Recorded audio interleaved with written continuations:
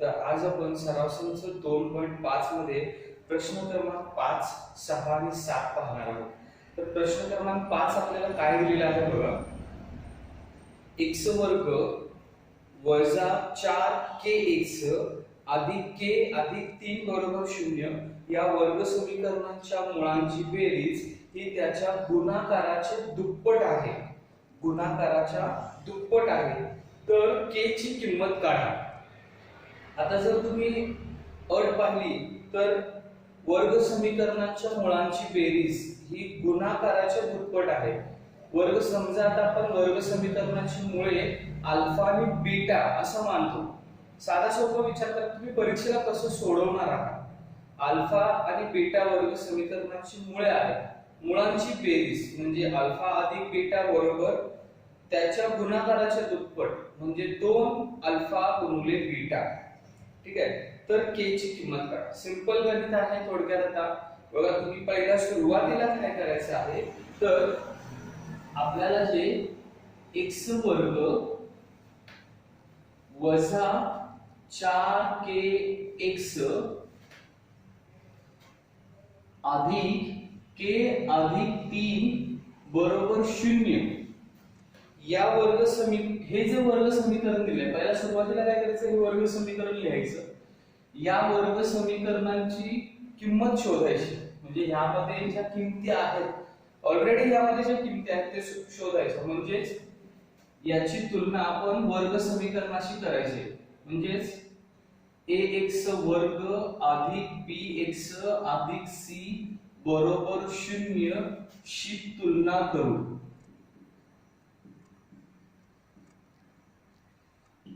ठीक आहे. आता या वर्ग समीकरणाशी आपण तुलना करणार आहे. याचा अर्थ a बरोबर इथं a बरोबर किती आहे 1, b बरोबर वजा 4k. लक्षात घ्या इथे x आहे, त्याच्या आधीची जी किंमत असणार आहे वजा 4k आणि c ची किंमत ही k अधिक 3. c ची किंमत किती आहे k अधिक 3. बघा a बरोबर 1 काय नाही याचा अर्थ 1, b बरोबर वजा 4k आणि c बरोबर k अधिक 3. याचा अर्थ काय की आपण आता ह्या किमती शोधलेल्या आहेत. आपल्याला काय सांगितलेलं आहे की वर्ग समीकरणाच्या मुळांची बेरीज ही त्याच्या गुणाकाराच्या दुप्पट आहे दिलेल्या अटीनुसार. दिलेल्या अटीनुसार समजा वर्ग समीकरणाची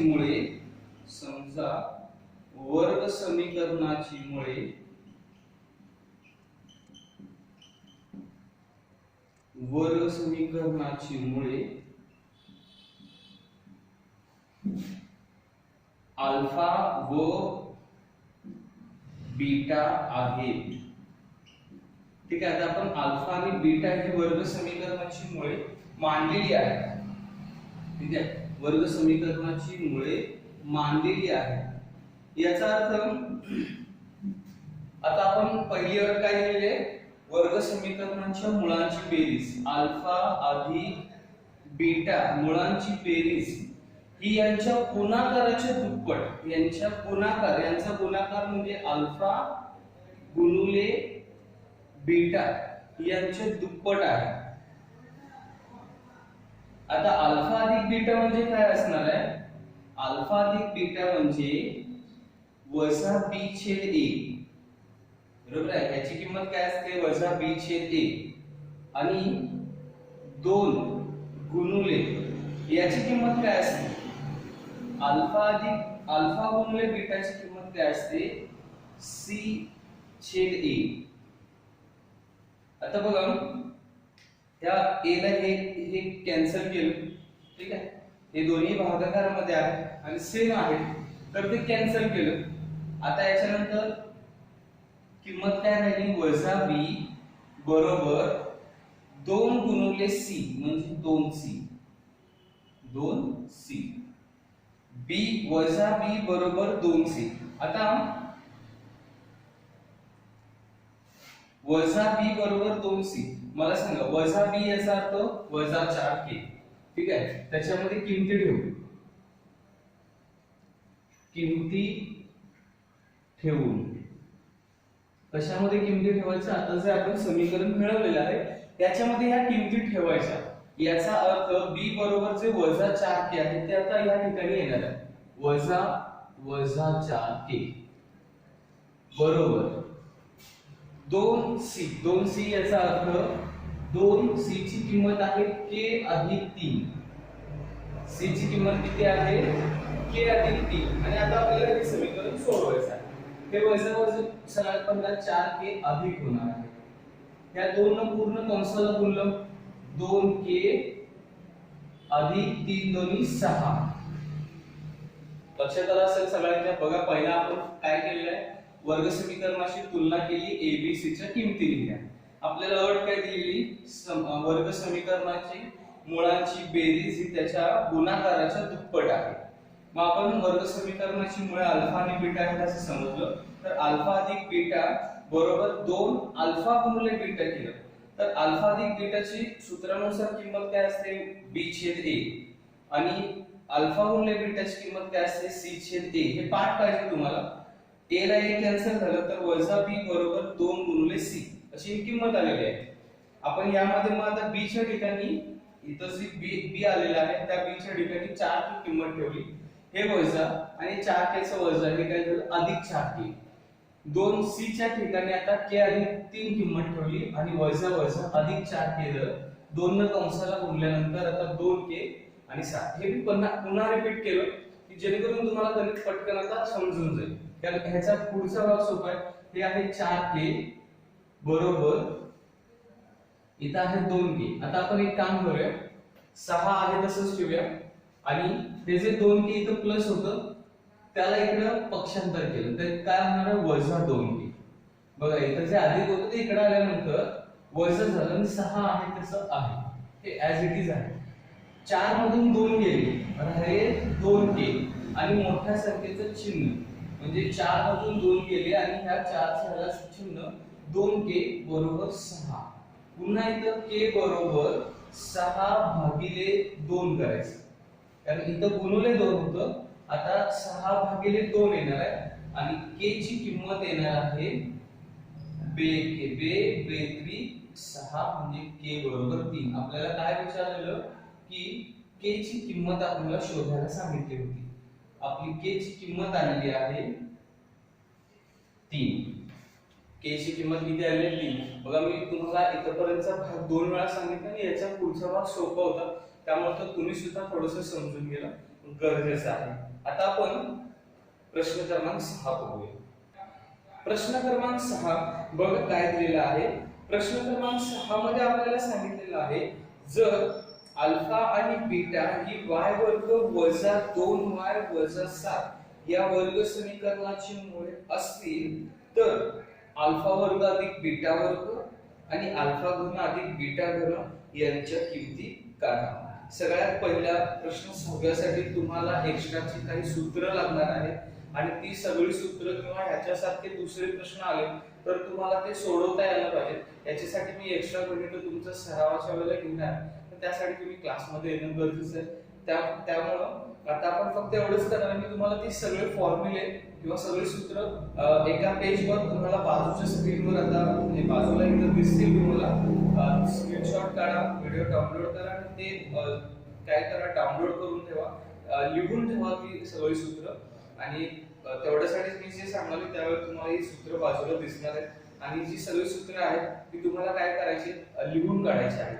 ही सगळी सगळी सूत्र तुम्हाला इम्पॉर्टंट आहेत आणि जनरली ही तुम्हाला सगळी सूत्र एकत्र वेगवेगळ्या उदाहरणासाठी लागणार आहेत. आता आपल्याला फक्त काय सांगितलंय की जे समीकरण दिलंय याची मुळे अल्फा आणि बीटा आहेत आणि आपल्याला त्याच्या वर्गाची आणि घनाची किंमत काढायची आहे. सगळ्यात पहिला आपल्याला कंपॅरिझन करायचं आहे म्हणजे तुलना करायची आहे आणि त्याच्यासाठी बघा काय करायचं. पहिला आपल्याला दिलेला आहे y वर्ग वजा 2y वजा 7 बरोबर 0 या वर्ग समीकरणाची मुळे अल्फा आणि बीटा आहे. ठीक आहे. जर याची तुलना आता आपण याची तुलना करायची आहे, पण लक्षात ठेवा आता x वर्गशी तुलना नाही करायची आहे. तर आता आपण जे नवीन सूत्र वर्ग समीकरण तयार करण्यासाठी वापरत होतो, काय सूत्र होतं? तर आता इथं y आहे, त्यामुळे आपण तिथं y घेतोय, y वर्ग वजा समीकरणामध्ये काय करतो वजा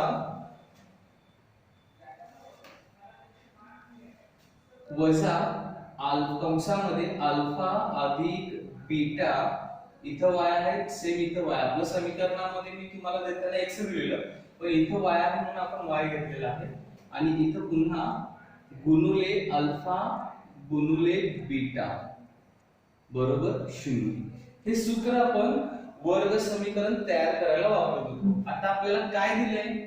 वर्ग समीकरणाची मुळे दिलेली आहे. मग लक्षात ठेवा, आपल्याला जर वर्ग समीकरणाची मुळे दिली असतील याचा अर्थ वर्ग समीकरण तयार करायला सांगितले. पण आता आपल्याला वर्ग समीकरण पण दिलेलं आहे आणि वर्ग समीकरणाचं मूळ सुद्धा दिलेलं आहे. याचा अर्थ आपल्याला काय करायचं आहे? वर्ग समीकरणाचं सूत्र वापरायचं आहे आणि मुळांचे फॉर्म्युले वापरायचे आहे. ठीक आहे. तर मग आता याच्यामध्ये किमती बघायच्यात आपल्याला. ठीक आहे. आपल्याला अल्फा अधिक बीटा याच्या वर्गाची किंमत शोधायची आहे. ठीक आहे. y वर्ग, तर मला सांगायचं अल्फा अधिक बीटाची किंमत सॉरी इथं या तुलना करू असेल का? कारण हे तुलना करण्यासाठी आपण वापरले तुलना करू. तुलना जर केली तर अल्फा अधिक बीटा काय आहे? अल्फा अधिक बीटाची किंमत इथं काय आहे? वजा 2y. ठीक आहे. आता एक लक्षात ठेवा, इथं पण वजा आहे. जर आपण ती किंमत इथं वजा 2 ठेवली तर हे वजा आहे आणि हे वजा आहे, हे वजा वजा अधिक होणार आहे. याचा अर्थ अल्फा अधिक बीटाची किंमत अधिक 2 आहे. अधिक 2 आहे. लक्षात घ्या, वजा वजा अधिक झालं. आणि अल्फा गुणिले बीटा, अल्फा गुणिले बीटाची किंमत आहे वजा 7. अल्फा गुणिले बीटा बरोबर वजा 7. याचा अर्थ याच्याशी जर तुलना केली तर अल्फा अधिक बीटाची किंमत वजा 2 होती. हे वजा 2 यामध्ये ठेवलं तर वजा वजा अधिक 2 झाले. अल्फा गुणिले बीटा म्हणजे वजा 7 किंमत आहे, त्यामुळे त्याची किंमत आपण वजा 7 आहे अशी ठेवली. बघा, या अशा समीकरणाशी तुलना केली आणि आपण अल्फा आणि बीटाची किमती काढली. आणि अल्फा आणि बीटाची किमती कशासाठी काढली? तर आपल्याला जे वर्ग समीकरण आहे ते वर्ग समीकरण मिळवण्यासाठी. आता प्रश्न बघा, वर्ग समीकरणाची मुळे असेल तर अल्फा अधिक बीटा या अल्फा वर्ग अधिक बीटा वर्गाची किंमत काढायची आहे. तर एक लक्षात ठेवा, याच्या जर वर्गाची किंमत काढायची तर वर्गाचं सूत्र पाहिजे. तुम्हाला जी मगाशी मी सूत्र दाखवली त्याच्यामध्ये तुम्हाला कुठलं सूत्र वापरायचं आहे ते फक्त मी आता तुम्हाला सांगतो. बघा, पहिलं सूत्र लिहून दाखवतो तुम्हाला. अल्फा अधिक बीटाचा वर्ग बरोबर अल्फा वर्ग अधिक बीटा वर्ग अधिक 2 अल्फा गुणिले बीटा. ठीक आहे. तुम्हाला हे सूत्र दिलेलं आहे, मी बाजूच्या स्क्रीनवर पहिला दाखवलं. हेच सूत्र कधी वापरायचं हे फक्त मी आता सांगणार आहे. बघा, अल्फा अधिक बीटाचा वर्ग, आपल्याकडे अल्फा अधिक बीटाची किंमत आहे काय? आहे. बघा इथे अल्फा अधिक बीटा म्हणजे ही किंमत आहे आपल्याकडे. आपल्याकडे अल्फा गुणिले बीटाची किंमत आहे काय? आहे. इथे आहे वजा 7. 2 काय गुणाकारासाठी. मग आता काय शोधायचं आपल्याला?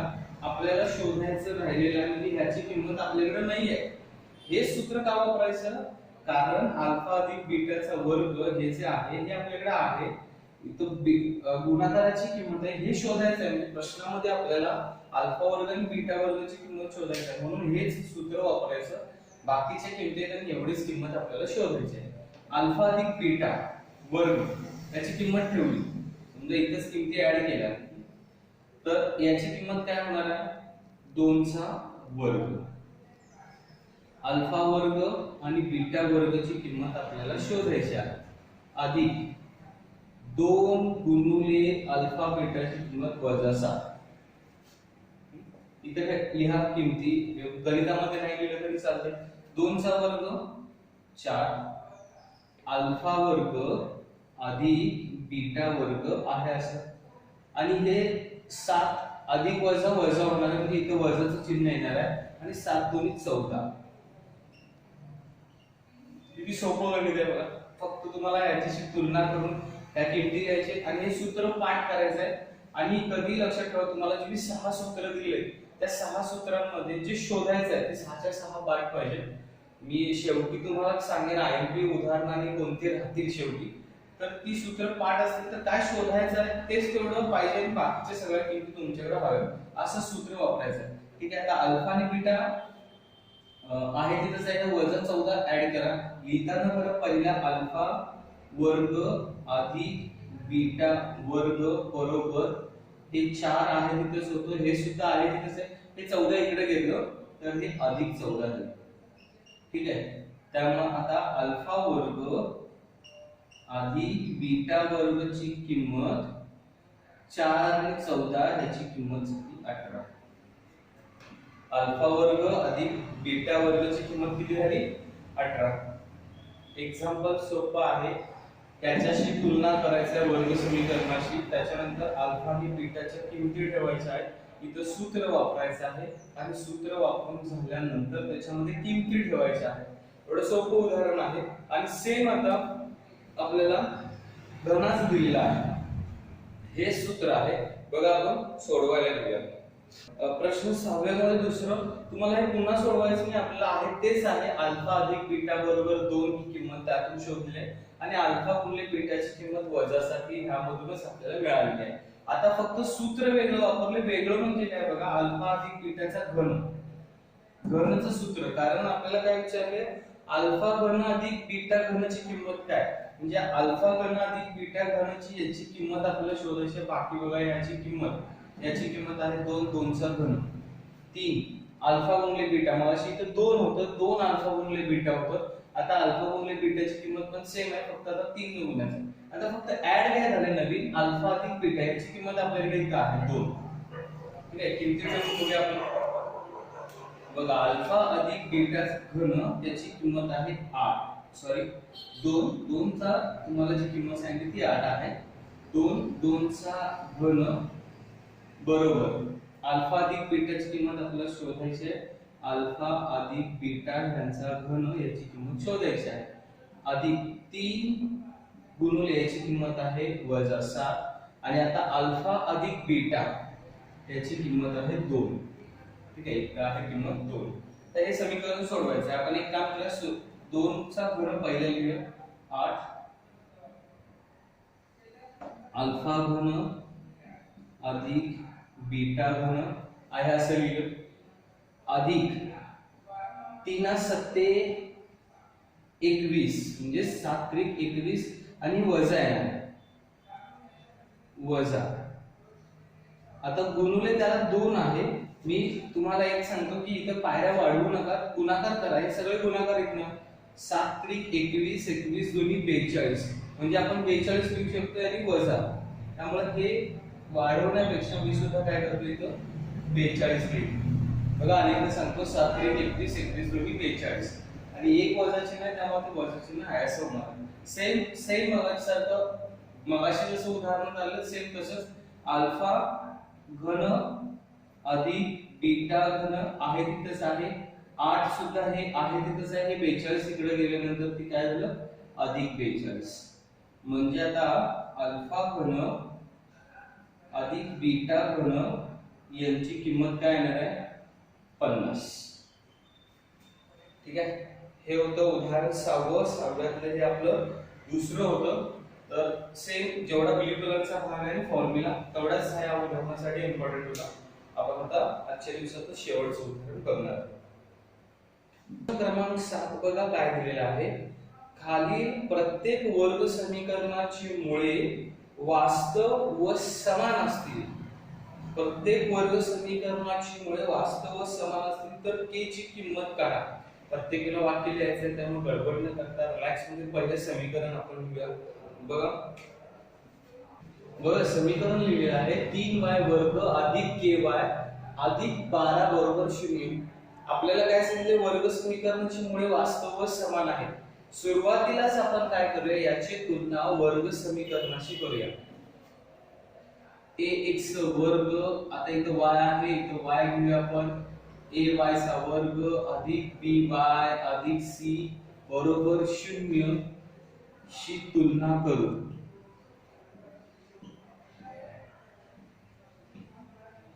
याच्याशी जर तुलना केली तर a बरोबर किती आहे?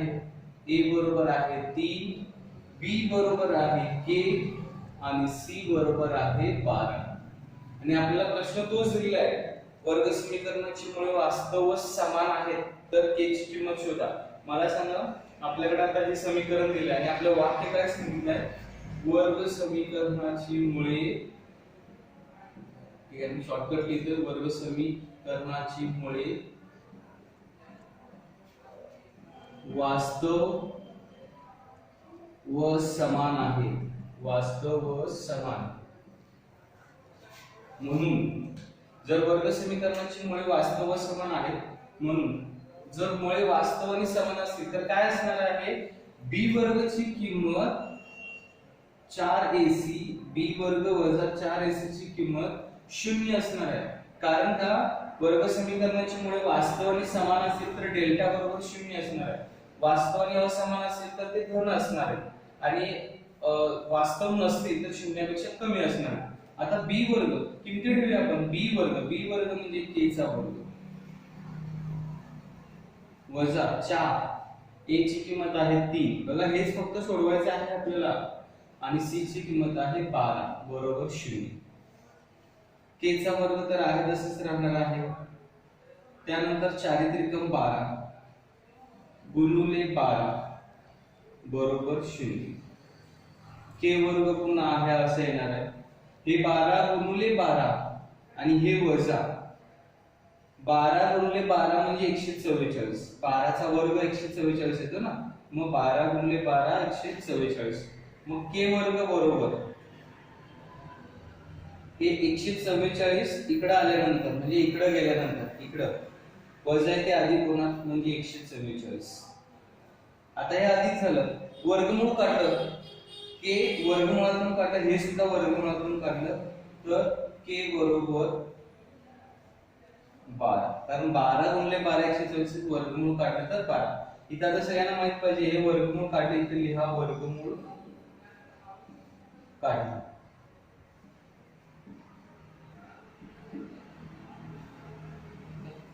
वर्गमूळ काढलं, संपलं. हे एवढंच गणित आहे. सेम आता आपला जो दुसरा प्रश्न आहे, आपण दुसरा प्रश्न घेऊया पटकन. सेम आता पुन्हा काय, त्यामध्ये आपल्याला काय करायचं आहे, जसं इथं 3y वगैरे दिलेलं आहे तसं आपल्याला k चं समीकरण दिले. थोडंसं काय होणार आहे, सोडवावं लागणार आहे. 7वा प्रश्न आहे. 7व्यामध्ये दुसरं उदाहरण दिलंय, kx x वजा 2 अधिक 6 बरोबर 0. पहिलं हे समीकरण सोडवावं लागणार आहे. तर सोडवायचं म्हणजे काय, kx न ह्या कंसाला गुणायचं आहे. x गुणिले x एवढंच होणार आहे. x गुणिले x वर्ग होतं, लक्षात घ्या. आणि kx गुणिले 2 ह्याचा जर गुणाकार केला तर 2kx, हे वजा चिन्ह आहे असं, 2 आहे असं, kx आहे असं आलेलं, अधिक 6 आहे असं. आणि आता आपल्याकडे समीकरण म्हणजे वर्ग समीकरण तयार झाले. वर्ग a b c असं तयार झालेलं. याची तुलना करायचीच आहे. वर्ग समीकरणाची तुलना करू. वर्ग समीकरणाशी तुलना करू. बघा, वर्ग समीकरणाशी तुलना केली, a x वर्ग अधिक b x अधिक c बरोबर 0. a ची किंमत किती आहे? a ची किंमत आहे k. b ची किंमत किती आहे? b ची किंमत आहे वजा 2k, वजा 2k. आणि c ची किंमत आहे 6, 0 घेतो 6. आता आपल्याला काय करायचं आहे, आपल्याला वाक्य लिहायचं. काय वाक्य लिहायचं आहे? सेम. बघा काय बदललेलं नाही, फक्त तो गुणाकार केलेला आहे. वर्ग समीकरणाची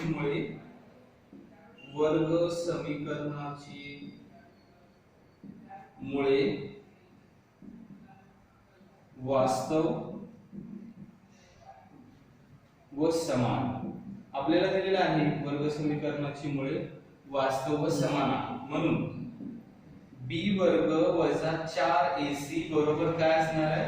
0 असणार आहे. ठीक आहे, हे एक्सप्लेन केले. आता b वर्ग याचा अर्थ वजा 2k आणि त्याचा वर्ग वजा 4 गुणुले a ची किंमत आहे k गुणुले c ची किंमत आहे 6 आणि हे बरोबर 0. तर हे सोडवूया आपण.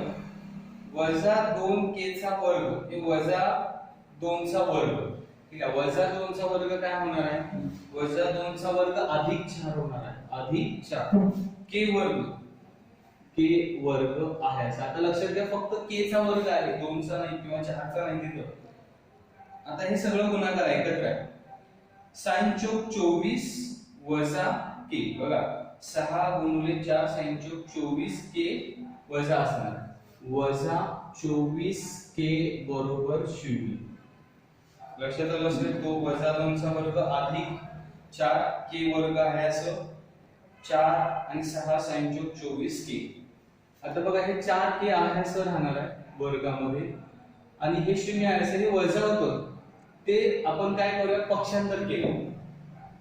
ते सुरुवातीला काय केलं, पक्षांतर केलं. किंवा कॉमन काढायची एक पद्धत आहे. हे काम करूया आपण कॉमन काढण्याच्या पद्धतीने सोडवूया, जेणेकरून आपल्याला ते सोपं जाईल. बघा 4 आणि 24 आणि k दोन्हीकडे k आहे म्हणजे आपण k कॉमन काढू शकतो. आणि 4 आणि 24 4 च्या पाड्यामध्ये 24 आहे. sin चौक 24 आताच आपण केलेलं आहे म्हणजे आपण 4 कॉमन काढू शकतो. म्हणजे 4k कॉमन काढलं इथून आणि इथून सुद्धा 4k कॉमन काढलं तर राहिलं काय यामध्ये, इथं जर 4k मधून 4k बाहेर गेले तर k चा वर्ग होता, त्यामुळे k कॉमन राहिलेला आहे. यातलं k वर्ग होतं 1k गुणिले k 4 1k 4. बघा गुणाकार करून पण दाखवलं. पुन्हा हे वजा चिन्ह आहे असं आणि हे 4 6 येणार आहे sin चौक 24 आणि हे k कॉमन मध्ये बाहेर म्हणजे इथं काय नाही आहे का बरोबर 0. आता आपल्याला काय करायचं आहे, 4k कंसामध्ये आपल्याकडे k वजा 6 बरोबर 0 हे समीकरण आलेलं आहे. ते तुम्ही दोन स्वरूपात मांडून सोडवू शकता. दोन स्वरूपात म्हणजे काय, 4k बरोबर 0 किंवा कारण हे एक आलेलं आहे समीकरण, हे एक समीकरण आलेलं आहे k वजा 6 बरोबर 0. ओके, आता जुन्या फॉर्मॅट मध्ये गेलं आपलं. आता इथं k बरोबर 4 गुणिले k होतं 0 भागिले 4 हे स्टेप नाही गेली तरी चालते. शेवटी शून्याला कुठल्याही संख्येने भागलं तरी उत्तर 0 येतं. त्यामुळे k बरोबर 0 आलेलं आहे. आणि आता इथं k बरोबर इथं वजा 6 होतं, हे 0 अधिक 6 तुम्हाला दाखवण्यासाठी मी इथं ही स्टेप कंप्लीट लिहितो. तर k बरोबर आता किती येणार आहे 6. म्हणजे दोन्हीकडे उत्तर स्टेपला सेम आले. आता बघा एक तुम्ही हे पण विचार करा, k बरोबर 0 आले, k बरोबर 6 आलेला आहे. जर k बरोबर 0 k बरोबर 6 आले तर k म्हणजे काय आहे, k म्हणजे इथं a ची किंमत आहे. बघा a बरोबर k आहे पण a बरोबर k आहे आणि a आणि b 0 असू शकतं, आपण नाही लिहिलं तर चालते, पण a कधीही 0 नसतं, वास्तव संख्या असते ती. म्हणून a जर 0 नाहीये म्हणून k बरोबर सुद्धा 0 नाही. मग आता k ची किंमत एकच आहे 6 म्हणून k बरोबर 6 हे आपलं उत्तर असणार आहे.